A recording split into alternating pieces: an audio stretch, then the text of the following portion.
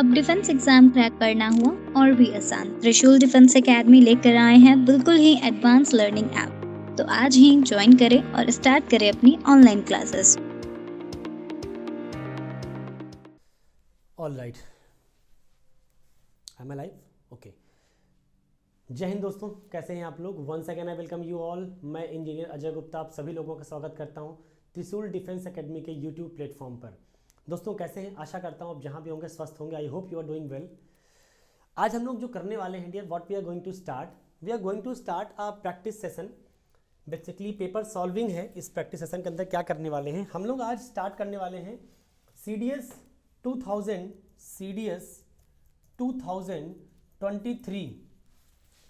2023 first का paper solving आज हम करने जा रहे हैं।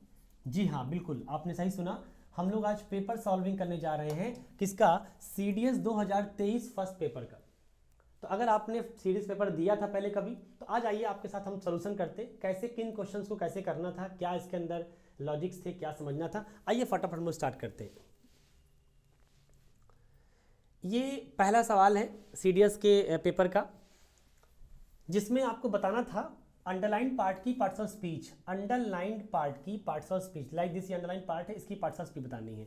इसको इंग्लिश में कहते हैं डियर पार्सिंग। क्या कहते हैं? पार्सिंग कहते हैं।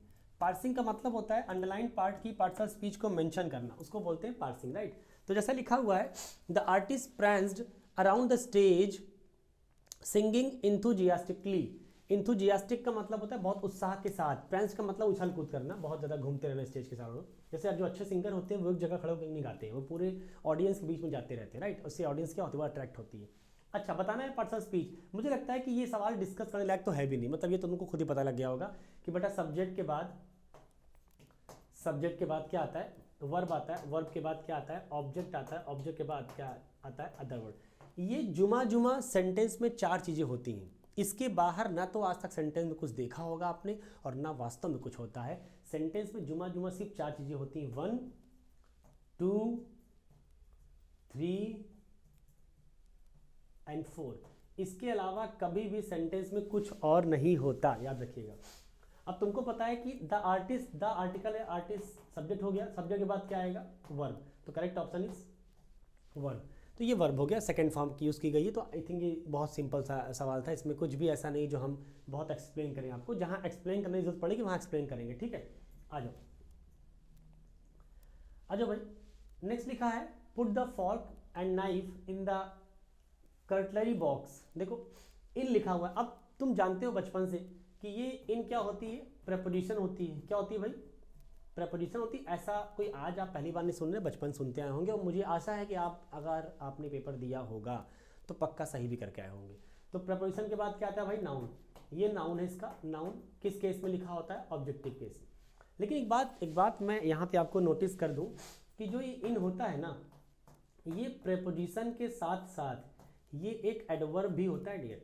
ये एक एडवर्ब भी होता है, इस बात का पूरा ख्याल रखिएगा, ठीक है। प्रेपोजिशन के साथ साथ ये एक एडवर्ब भी होता है। जैसे मैंने कहा कि ही इज इन, और फिर मैंने कहा he is in the room. दोनों में मैं पूछ लूँ कि बेटा इन की पार्ट्स ऑफ स्पीच बताओ, तो इन की पार्ट्स ऑफ स्पीच यहाँ और यहाँ में अंतर है। बेटा ये प्रेपोजिशन है। क्यों? क्योंकि इन के बाद यहाँ नाउन दिया हुआ है, इसका मतलब ये प्रेपोजिशन रहा होगा। लेकिन ये प्रेपोजिशन नहीं है, ये एडवर्ब ऑफ प्लेस है, क्योंकि ये वेयर का रिप्लाई है। तुम किसी से पूछो, कि भाई कहाँ है, आई कहाँ है, तो आपने कहा सर अंदर है। तो कहाँ का आंसर क्या आएगा? अंदर है। इन ही इज इन, अंदर है। यहाँ कहाँ का आंसर क्या आएगा? ये पूरा। आप इससे पूछो कहाँ हो, तो कहेगा सर इन द रूम, कमरे में है। इसका मतलब ये पूरा एडवर्ब है। तो एडवर्ब पूरा है, तो ये इन क्या है? प्रीपोजिशन है, ये नाउन है। प्रीपोजिशनल फ्रेज मिलकर क्या बनाती है? एडवर्ब बनाती है। पता होगा कि कोई भी प्रीपोजिशन प्लस नाउन मिल के क्या बनाता है? दो, एक एडजेक्टिव बनाता है और एक एडवर्ब बनाता है, ठीक। ये बातें मतलब आप जानते होंगे, नहीं जानते जान लीजिए। तो ध्यान रखना, यहाँ पे फिलहाल नाउन दिया हुआ है, इसलिए इनको क्या मानेंगे? Preposition, and that is correct option is ए। और भाई लो नेक्स्ट का आंसर करो। स्लोली क्या होता है? स्लो एक एडजेक्टिव फॉर्म होता है, और स्लो का एडवर्ब फॉर्म क्या होता है? स्लोली। ये बात आप बचपन से जानते होंगे कि ly जोड़ने के बाद क्या बन जाता है? एडवर्ब। लेकिन ये बात अधूरी है, पूरी बात जान लो। पूरी बात ये होती है डियर कि अगर कभी किसी नाउन के अंदर आप एल वाई जोड़ते हो तो बेसिकली वो बन जाता है एडजेक्टिव। लेकिन अगर कभी आप किसी एडजेक्टिव के अंदर एल वाई जोड़ते हो तो वो बन जाता है एडवर्ब। ये बात दिमाग में रखना, इट्स वेरी वेरी इंपॉर्टेंट। लड़के रटे रहते हैं कि सर एल वाई जोड़ेंगे तो एडवर्ब बनबे करेगा। नहीं भैया, पेटेंट थोड़ा करा लिया है वो कि एल वाई जोड़ने के बाद एडवर्ब भी बनेगा। वो कुछ भी बन सकता है, वो दोनों बनने के चांस है। कुछ भी का मतलब दोनों, दोनों क्या, एडजेक्टिव भी एडवर्ब भी। जैसे देखो हमने जोड़ा फ्रेंड में, तो फ्रेंड में एल वाई जोड़ोगे तो क्या बनेगा, फ्रेंड क्या है, नाउन, नाउन में जोड़ते ही क्या बनेगा, एडजेक्टिव, तो हो जाता है भैया फ्रेंडली। क्या हो जाता है, फ्रेंडली। तो फ्रेंडली एक एडजेक्टिव हुआ ना कि एडवर्ब हुआ। फिर मैंने कहा होम, होम क्या होता है, घर, घर नाउन होता है, नाउन में मैंने जोड़ दिया क्या, एल वाई, तो क्या बन गया डियर, होमली, होमली। तो क्या हो गया ये, एडजेक्टिव। लेकिन मैंने कहा कोई एडजेक्टिव है, एडजेक्टिव पहले से है, जैसे स्लो था एडजेक्टिव, तो स्लो में एल वाई जोड़ दिया तो क्या बन गया, स्लोली। अब इसको हम एडजेक्टिव नहीं बोलेंगे, क्या बोलेंगे, एडवर्ब बोलेंगे। क्यों, क्योंकि स्लो क्या है, एडजेक्टिव। एक हाथ और देख लो, मैंने कहा पोलाइट, पोलाइट पहले से क्या है, एडजेक्टिव, इसमें एल वाई जोड़ोगे तो क्या बन जाएगा, पोलाइटली। तो ये छोटी बातें हैं जो बच्चे रटे रहते हैं, समझते नहीं हैं। इनको समझना जरूरी होता है बेटा, इनको रटना नहीं होता, ठीक है। English is not a subject of mugging the rules, right. English is subject of understanding the language ना। तो वो अंडरस्टैंड करने का कॉन्सेप्ट होता है, ना कि रटने का होता है। तो फिलहाल स्टोरी क्या हो जाएगा, adverb, adverb, that is B option. आ जाओ नाउ नेक्स्ट, ओ नो। इस तरह के जब भी कोई शब्द आया करें, एलॉस, ओ, आ ना, हुर्रा, तो ये सब क्या होते हैं, एक्सक्लामेटरी साउंड होते हैं एक्चुअल में। तो ये एक्सक्लामेटरी वर्ड्स होते हैं। तो ध्यान रखो कि एक्सक्लामेटरी वर्ड आपको देखते ही पकड़ में आ जाएगा। इस तरह के बहुत सारे शब्द आपने सुने होंगे, एलास ना, एक्सक्लामेटरी साइन, ओ, आ ना, इस तरह से। तो इस तरह से बहुत सारे वर्ड आपने सुने, वही लिखा हुआ है oh no, that is interjection. तो एक्सक्लामेटरी वर्ड किस में जाते हैं, इंटरजेक्शन में जाते हैं, राइट। ये आपकी सडन फीलिंग को एक्सप्रेस करते हैं। लिखा है they are all going to attend the function.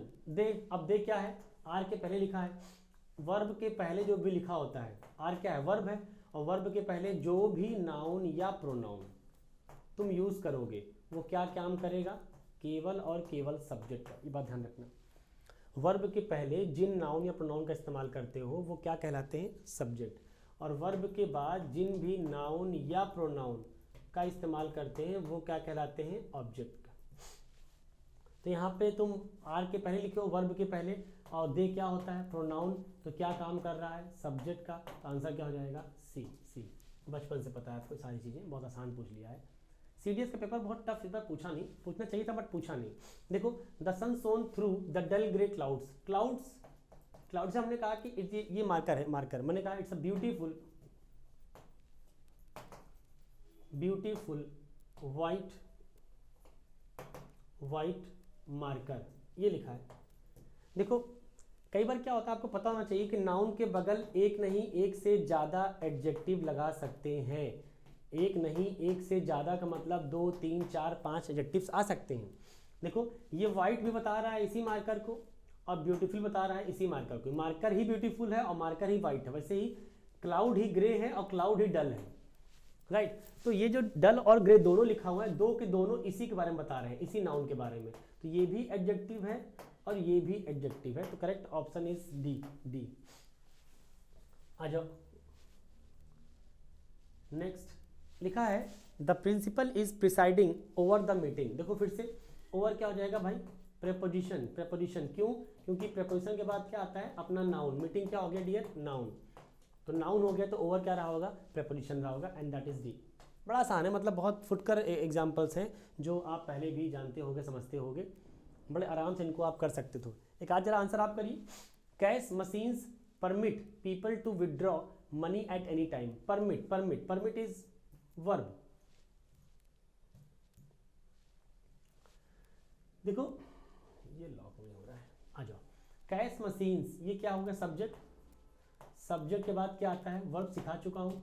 Subject के बाद वर्ब, वर्ब के बाद ऑब्जेक्ट, ऑब्जेक्ट के बाद अदर वर्ब। तो देखो बेटा ये सब्जेक्ट हो गया कैश मशीन्स, तो कैश मशीन के बाद क्या आएगा, वर्ब। परमिट, परमिट मतलब अलाउ करना, किसी को परमिशन देना, and that is correct option is A. Cash machines permit people to withdraw money at any time. भाई कैश मशीन पे जाते हो, एटीएम पे, एटीएम पे आप कभी भी लाइन लगाकर अपना पैसा निकाल सकते हो बिना बैंक गए, राइट। तो बड़ा सिंपल सा सवाल था। आ जाओ लिखा है the novel is loosely based on his childhood in England. देखो लूजली बेस्ड का मतलब एडजेक्टिव, बेस्ड का मतलब क्या हुआ एडजेक्टिव। तो एडजेक्टिव जिस प्रकार से नाउन के पहले जो आता है उसको एडजेक्टिव बोलते हैं, उसी प्रकार से एडजेक्टिव के पहले जो आता है उसको एडवर्ब बोलते हैं। ये बात आपको पता होनी चाहिए कि an adverb can qualify, adverb can qualify verb, adjective and another adverb. ये बातें मैंने क्लास के अंदर डियर पढ़ा रखी है। यूट्यूब के ऊपर भी कुछ वीडियोस पड़े हुए हैं मेरे, जाके फंडामेंटल के कुछ वीडियोस देखिए भैया, बेसिक्स ऑफ लैंग्वेज करके वीडियोस होंगे मेरे, जाके देखिए बढ़िया से, आपको अच्छा लगेगा कि एडवर्ब केवल वर्ब को क्वालिफाई नहीं करता, एडजेक्टिव को भी करता है और अनदर एडवर्ब को भी करता है, राइट। तो ये लूजली किसको कर रहा है, बेस्ड को कर रहा है। बेस्ड क्या है एडजेक्टिव, तो ये क्या हो जाएगा एडवर्ब। वैसे भी समझ लो लूज जो वर्ड होता है ये एडजेक्टिव होता है, इसमें एल वाई जोड़ दोगे तो क्या बन जाएगा एडवर्ब बन जाएगा, क्योंकि तुमको पता है कि एडजेक्टिव में एल वाई जोड़ते एडवर्ब बन जाता है, and that is B option. आओ भाई next, since children have so much homework to do their playing is very limited. Again देखो there, there there is what, there एक पॉजिटिव एडजेक्टिव है।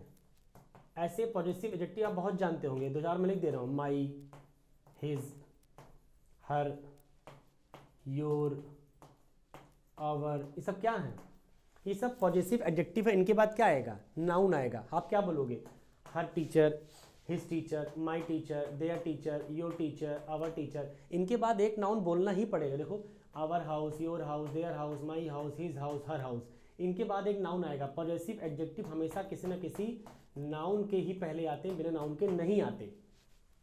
तो देयर लिखा है तो देयर एडजेक्टिव है, इसका मतलब इसके पहले जो आया होगा बाद में ये नाउन ही रहा होगा, बिकॉज नाउन के साथ ही आता है ये। तो प्लेइंग क्या रहा होगा noun, and that is correct option is noun. So ये आपके 10 सवाल पार्ट्स ऑफ स्पीच के हो गए जो कि बेहद आसान थे। मतलब एक होता है आसान, एक होता है बेहद आसान। टफ पूछ सकता था मैं, इवन अगर आपको कुछ सेंटेंस कराऊं तो शायद आप ना बता पाएं, लेकिन उस लेवल की प्रैक्टिस करके रखनी ताकि हम अगर क्वेश्चन कभी टफ आए तो हमें तकलीफ ना हो। आइए हम लोग बढ़ते हैं अपने अगले क्वेश्चन की तरफ। 10 हो गया, 10 के आगे आ जाओ भाई। ये कुछ फिलर्स हैं, ये कुछ फिलर्स हैं, इनको भी आपको करना है। आ जाओ भाई, इनको भी हम लोगों को करना है। आइए फटाफट करते हैं। Another version of the play based on the text was री enacted successfully. Enacted and re enacted, सुनना, कोई चीज़ इनैक्ट करना एंड री इनैक्ट करना, मतलब वापस से उसको परफॉर्म करना। कोई चीज़ एक्ट में लेके आना, उसको फिल्माना, बोलते नहीं कि फिल्माया गया है, ये गाना फला हीरोइन के ऊपर फिल्माया गया है, इनैक्ट करना उसके ऊपर। तो कह रहा है कि another version of the play, जो नाटक था उसका जो दूसरा वर्जन था, another version based on the text, based on the text, जो टेक्स्ट के ऊपर बेस्ड था, वॉज री इनैक्टेड। इसका मतलब एक बार पहले किया गया होगा, लेकिन अब क्या कह रहा है री इनैक्टेड, फिर से किया गया successfully after the prosecution. Prosecution का मतलब जो मुकदमे चल रहे थे, इसका मतलब जो पहले आपने टेक्स्ट बनाया होगा उसके ऊपर कहीं ना कहीं किसी ने मुकदमा चला दिया होगा। इसका मतलब आपने नाटक में ऐसा कुछ दिखा दिया होगा जो किसी धर्म जाति विशेष के ऊपर हो गया होगा, इसलिए किसी ने FIR करवा दिया होगा, तो प्रोसिक्यूशन चला, मतलब मुकदमा चला। एंड इवेंचुअल, इवेंचुअल क्या है डियर एडजेक्टिव, देखो पता लग गया, इवेंचुअल एडजेक्टिव है। और इवेंचुअली देखो इवेंचुअल एडजेक्टिव है, LY जोड़ दोगे तो क्या बन जाएगा डियर इवेंचुअली, तो समझना ये एडवर्ब हो जाएगा। तो इवेंचुअल एडजेक्टिव, इसके बाद नाउन आएगा। अच्छा नाउन हमें नाउन के फॉर्म में चाहिए, हमें ये ING फॉर्म लगाओगे तो भी नाउन बन जाएगा, और ION लगाओगे तो भी नाउन बन जाएगा। अंतर ये है कि ING फॉर्म तब लगाते हमें जब नाउन के साथ वर्ब वाली क्वालिटी भी चाहिए होती, लेकिन अगर हमें केवल और केवल नाउन चाहिए तो फिर ING फॉर्म मत जाना, ठीक है। इसका मतलब दोनों गलत हो गए। बचा कौन सा ऑप्शन, 2, एक है प्रेस्क्रिप्शन, एक है प्रोस्क्रिप्शन। अगर आप जानते हो ठीक, वरना जान लो, मैं लिख दे रहा हूँ बेटा। एक होता है प्रेस्क्रिप्शन, प्रेस्क्रिप्शन, और एक होता है प्रोस्क्रिप्शन, प्रोस्क्रिप्शन। तो प्रेस्क्रिप्शन होता है एडवाइस एक प्रकार की, जैसे डॉक्टर आपको क्या करते हैं प्रेस्क्राइब करते हैं कि भाई तुम ये वाली मेडिसिन यूज़ करो, या कोई और सजेशन उनको देना था कि भाई तुम ऐसा करो, तुम जाके हायर सेंटर पे दिखा लो, किसी बढ़िया डॉक्टर दिखा लो, अब ये बीमारी हमारे बस की बात नहीं है। वो प्रेस्क्राइब करते हैं, क्या करते हैं एडवाइस करते हैं बेसिकली। जो प्रोस्क्राइब होता है, प्रोस्क्रिप्शन होता है, ये एक्चुअल में कोई चीज़ बैन करना होता है, कोई चीज़ बैन करना, बैन को बोलते हैं एम्बार्गो, एक वर्ड होता है एम्बार्गो, बड़ा प्यारा वर्ड है, एग्जाम में कई बार आया सिनोनिम में। एम्बार्गो करना मतलब किसी को बैन करना, अलाउ मत करना। That is proscription. तो करेक्ट ऑप्शन क्या हो जाएगा? प्रोस्क्रिप्शन, क्योंकि यहाँ कुछ प्रिस्क्रिप्शन की बात चल नहीं रही है, यहाँ तो कुछ बैन करने की बात चल रही है। कह रहे कि after the prosecution and eventual proscription of the enacting the play in public theatre by the government, government द्वारा क्या कर दिया गया, उसको बैन कर दिया गया था। लेकिन उसको फिर से उन्होंने क्या किया, री इनेक्ट किया सक्सेसफुली। क्योंकि पहले क्या कर दिया गवर्नमेंट ने, उसको बैन कर दिया होगा, मुकदमा चल रहा था, लेकिन बाद में उसको फिर से उसको क्या किया गया, री इनेक्ट किया गया, and that is proscription. I hope ये सवाल समझ में आया होगा, बड़ा आसान सवाल था। आ जाओ, लिखा है Ravi remembers the year when there was a. देखो फ्लड दिया है, फ्लड एक नाउन है। अब तुमको पता है कि नाउन के पहले फिलर दे रहा है, नाउन के पहले फिलर दे रहा है, इसका मतलब नाउन के पहले कुछ अगर आता है तो क्या होता है बेटा, वो एडजेक्टिव। ये सब बातें ऐसी है ना जो ग्रामर के नियम पढ़ने से नहीं आएंगी, ग्रामर की अंडरस्टैंडिंग मतलब टर्म की अंडरस्टैंडिंग से आएंगी, कि लड़का जानता हो एडजेक्टिव कहाँ लगाते हैं और लड़का जानता हो नाउन कहाँ लगाते हैं, तो वो समझ जाएगा। वरना नियम तो तुमने बहुत रटे होंगे भाई साहब, नियम तो कुछ होता ही नहीं है, ठीक है। तो नाउन के पहले, जिसको शंका हो, मैं फिर बोल रहा हूँ, जो मेरी बात से असहमत हो रहे हो कि सर मैं तो नियम से ही पढ़ा हूँ और मैं अपवाद से ही पढ़ा हूँ, मतलब रूल भी पढ़े हैं आप, और आप कहते हैं सर मैं अपवाद भी पढ़ा हूँ, और आप ये भी कहते हो कि सर मैं ये मानता हूँ कि बिना नियम और बिना एक्सेप्शन अपवाद के इंग्लिश पढ़ी नहीं जा सकती, पढ़ाई नहीं जा सकती। तो मेरा आप लोगों से डियर आग्रह है, विनम्र निवेदन है, इल्तिजा है और चैलेंज भी है कि आप मेरे सामने जितने भी आपके अपवाद हैं, अपवाद जितने भी आप जानते हो, आप वीडियो के कमेंट बॉक्स में जाके कमेंट करिए कि सर ये फला अपवाद है। अब आप बताइए कि क्या इसमें कोई लॉजिक है, क्या इसमें कोई कॉन्सेप्ट है। तो मैं प्रॉमिस करता हूँ उस लॉजिक को, उस कॉन्सेप्ट के आपके सामने एक वीडियो बनाऊंगा और उस वीडियो में दिखाऊंगा कि डियर देखो ये लॉजिक थी और ये कॉन्सेप्ट था, ये आपकी जानकारी की कमी थी, इसलिए आपने इसको क्या मान लिया, नियम और अपवाद। इंग्लिश में कुछ ऐसा है नहीं, क्योंकि मैं एक मैथ्स का स्टूडेंट रहा हूँ, मेरा अपना इंजीनियरिंग है, बीटेक है, तो मेरे नाम क्या है ER लगा जान ही रहे हैं। तो मैं कभी भी चीज़ों को रटता नहीं हूँ और ना मैं चाहता हूँ कि आप रटे, राइट। तो रटे नहीं, समझे जरा बात को। तो मैंने कहा कि नाउन के पहले एडजेक्टिव आएगा। अब हमको पता है कि एडजेक्टिव रावेज जो होता है ये एक वर्ब होता है, क्या होता है, वर्ब। तो ये होगा नहीं, क्योंकि नाउन के पहले वर्ब नहीं आएगा। अच्छा, सेलुब्रियस का मतलब अगर आप जानते हो ठीक है, वरना जान लो। सेलुब्रियस जो वर्ड लिखा हुआ है बेटा, सेलुब्रियस का मतलब होता है something which is healthy, something which is healthy. Healthy का मतलब कंड्यूसिव, जो सहायक हो आपके लिए, अच्छी हो, फायदेमंद हो। याद कैसे करना है, ऐसे याद कर लो। सेलुब्रियस, सल्लू भाई, सल्लू भाई किसको बोलते हो फिल्म इंडस्ट्री में, सलमान खान को। सलमान खान 60 साल का है फिर भी आज कैसा है, हेल्दी है। तो सेलुब्रियस याद कर लो सल्लू भाई से, सेलुब्रियस सल्लू, सेलुब्रियस सल्लू, सल्लू भाई कैसे, हेल्दी है। तो हेल्दी मतलब कंड्यूसिव है। अब हमें यहाँ पे फ्लड कंड्यूसिव तो होगा नहीं, फ्लड का मतलब बाढ़, बाढ़ के लिए सेलुब्रियस वर्ड तो होगा नहीं, इसका मतलब एडजेक्टिव तो है ही, लेकिन वहाँ जा नहीं सकता, मीनिंग सही नहीं है। तुम बताओ, एम्यूलरेट जो लिखा हुआ है बेटा, ये एम्यूलरेट, ये एक वर्ड होता है, बड़ा प्यारा वर्ड है, कई बार ये एग्जाम में पूछा गया है। एम्यूलरेट, एम्यूलरेट होता है किसी चीज़ को बेहतर करना, टू इम्प्रूव, टू इम्प्रूव, किसी भी चीज़ को पहले से क्या करना, बेहतर करना, निखारना, उसको बोलते हैं एम्यूलरेट। हम फ्लड को बेहतर तो नहीं कर रहे होंगे, इसका मतलब है कि ये भी नहीं जाएगा। फ्लड कैसा है, जो विनाश ला रहा हो, डिवेस्टेटिंग फ्लड है, मतलब तबाही मचा रहा हो, ऐसा फ्लड है, उसको बोलते हैं डिवेस्टेटिंग फ्लड, राइट। तो करेक्ट ऑप्शन इज बी। तो चूंकि ये जाता ना वर्ब है, ये जाता ना मीनिंग इसकी गलत है, ये भी मीनिंग गलत है, तो ये मीनिंग वाइज गलत हो गए, ये पार्ट्स ऑफ स्पीच वाइज गलत हो गया। तो करेक्ट ऑप्शन इज बी। आ जाओ भाई next. 13, Davis is not sure whether he should के बाद मॉडल, मॉडल याद रखो बेटा, मॉडल के बाद आने वाली वर्ब हमेशा फर्स्ट फॉर्म में होती है, हमेशा फर्स्ट फॉर्म में होती है। तो पहले तो ये गलत हो गया, ये सिंगुलर फॉर्म है, ये गलत हो गया, सेकंड फॉर्म है, बचा 2 ऑप्शन, ये भी दोनों फर्स्ट फॉर्म में है। अब ये गलत इसलिए हो जाएगा ए वाला, बिकॉज स्टे एक इंट्रांजिटिव वर्ब है, स्टे एक इंट्रांजिटिव वर्ब है। इंट्रांजिटिव वर्ब का मतलब स्टे के आगे हमेशा एक प्रीपोजिशन आती है, दैट इज एट।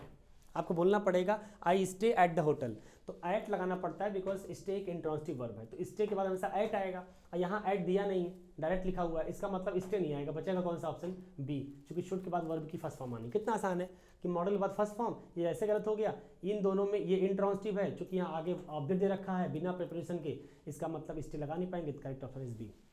तो करेक्ट ऑप्शन इज बी। आओ भाई,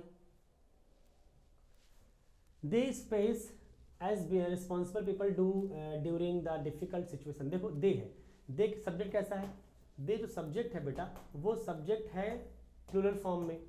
अगर कोई सब्जेक्ट अगर प्लूरल फॉर्म में है तो यस या यस तो नहीं आएगा, इसका मतलब ये तो गलत है। वर्ब की आईएनजी फॉर्म बिना बी के नहीं आती। याद रखो कि वर्ब की आईएनजी फॉर्म कहीं पर अगर लगाना होता है बेटा तो इसके पहले बी की फॉर्म जरूर रहती है। बी का मतलब is am are was were, right. तो ये भी नहीं आएगा डायरेक्टली, सब्जेक्ट के तुरंत बाद आईएनजी फॉर्म नहीं आती, तो ए और सी गलत हो गया।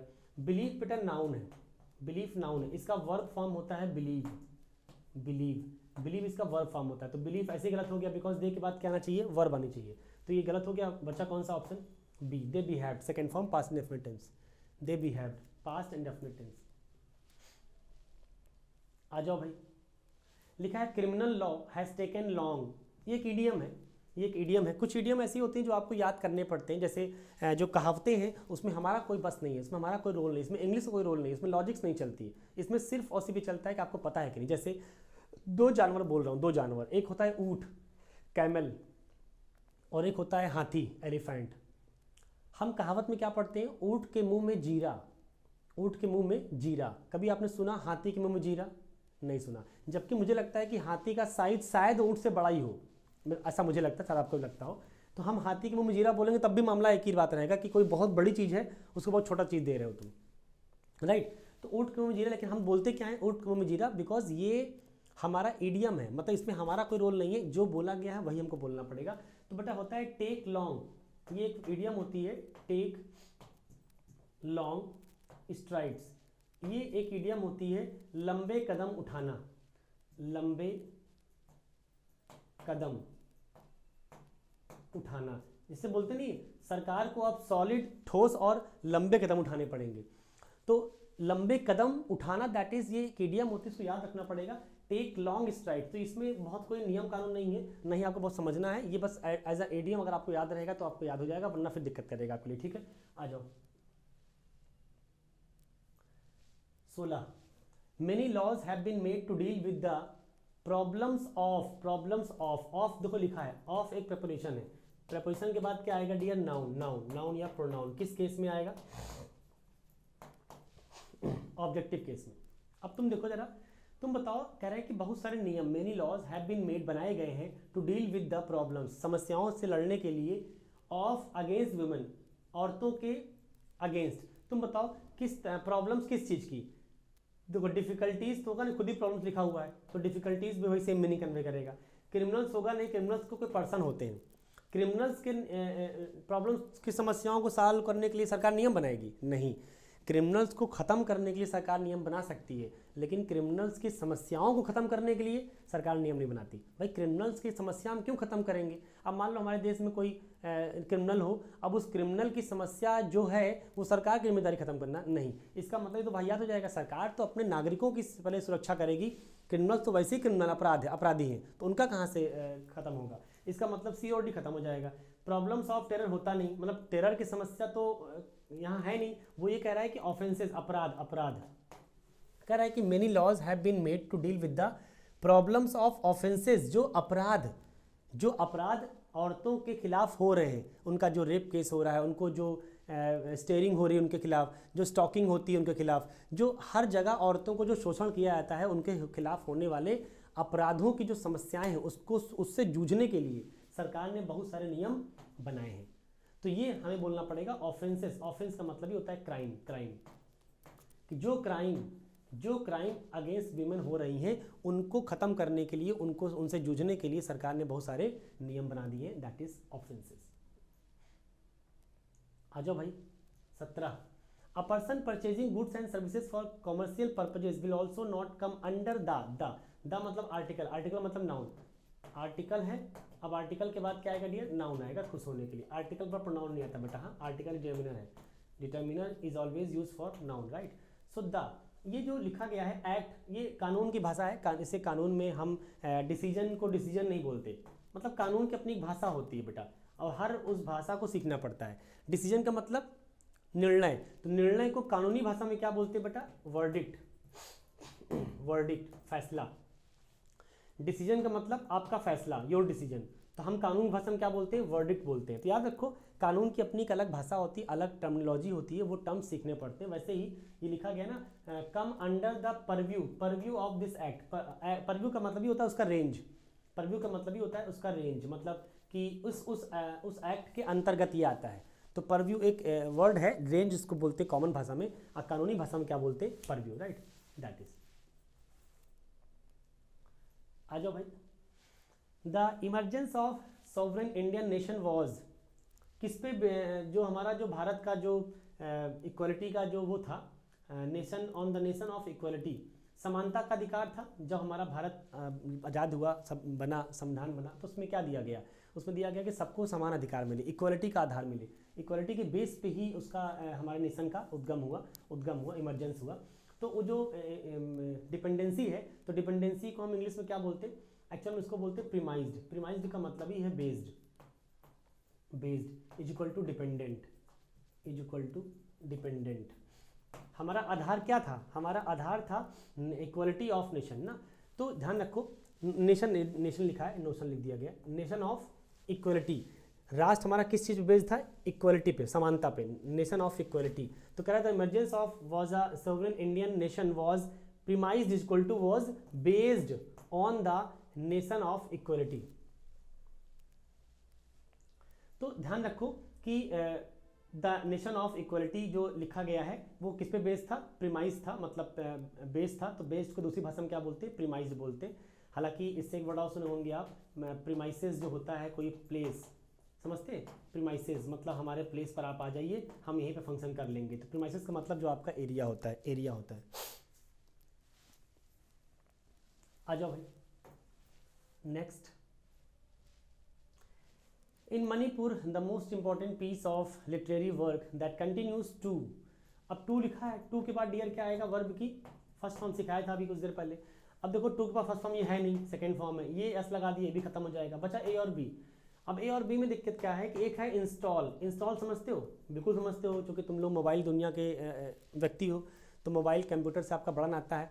तो मोबाइल कंप्यूटर में आपने देखा होगा हर चीज़ क्या कहती है, इंस्टॉल की जाती है। जब किसी फिजिकल सिस्टम में कोई चीज़ इंस्टॉल किया जाता है, अंदर डाला जाता है, फिजिकल सिस्टम में, कैमरे में, लैपटॉप में, मोबाइल में ना, सिस्टम में हम फिजिकल चीज़ों के अंदर कोई चीज़ अगर डालते हैं, उस चीज़ को डालना इंग्लिश में बोलते हैं इंस्टॉल करना, फिजिकल चीज़ों में। लेकिन अगर किसी व्यक्ति के अंदर, जैसे हम एक व्यक्ति, आप भी एक व्यक्ति हो, आपके अंदर मुझे कोई चीज़ इंस्टॉल करनी है, मतलब हम चाहते हैं कि आपके अंदर दया बिल्कुल नहीं है किसी व्यक्ति के लिए, और मैं चाहता हूँ कि आपके अंदर दया वाली फीलिंग इंस्टॉल हो जाए, मतलब जागृत हो जाए, जग जाए, उसको बोलते हैं, मतलब किसी इंसान के अंदर किसी फीलिंग को डालना, उस डालना को इंस्टॉल नहीं बोलते, उस डालना को बोलते हैं इंस्टिल।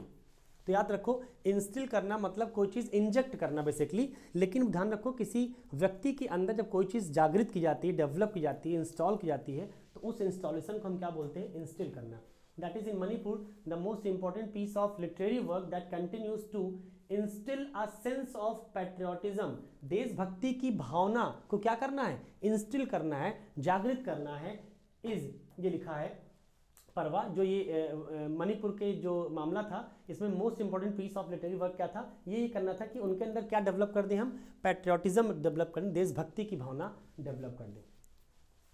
आ जाओ